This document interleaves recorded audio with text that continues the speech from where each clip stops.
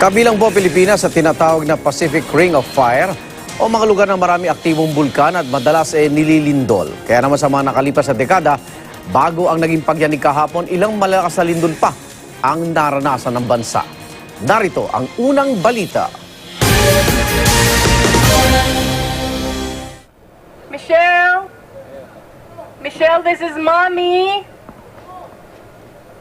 If you can hear me, shout so I know where you are.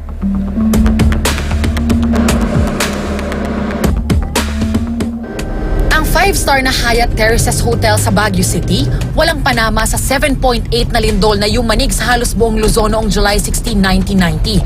Sa taya ng nooy National Disaster Coordinating Council, mahigit 1,000 ang patay, halos 3,000 ang sugatan, at mahigit 300 ang hindi na natagpuan. Mahigit 12 bilyong piso ang halaga ng pinsala. Batay sa isang report ng Presidential Management Staff noong panahon ni dating Pangulong Cory Aquino, maihahalin tulad ang lakas ng lindol sa pagsabog ng 45 atomic bomb gaya ng mga ibinagsak sa Hiroshima at Nagasaki sa Japan noong World War II.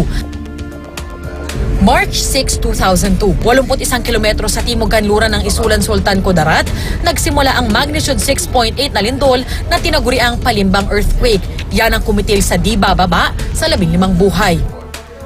Noong February 6, 2012, niyanig ng magnitude 6.9 na lindol ang Negros Oriental at iba pang bahagi ng Visayas. Sa tala ng National Disaster Risk Reduction and Management Council, 51 ang patay.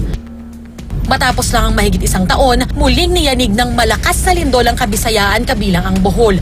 Mahigit 200 ang namatay sa magnitude 7.2 na lindol. Mahigit 2 bilyong piso ang halaga ng pinsala. Maraming bahay at establishmento ang nasira ng lindol, pero maitayong man muli ang mga nasirang gusali, hindi na maibabalik pa ang mga buhay na nawala. Para sa unang balita, Darlene Kai reporting.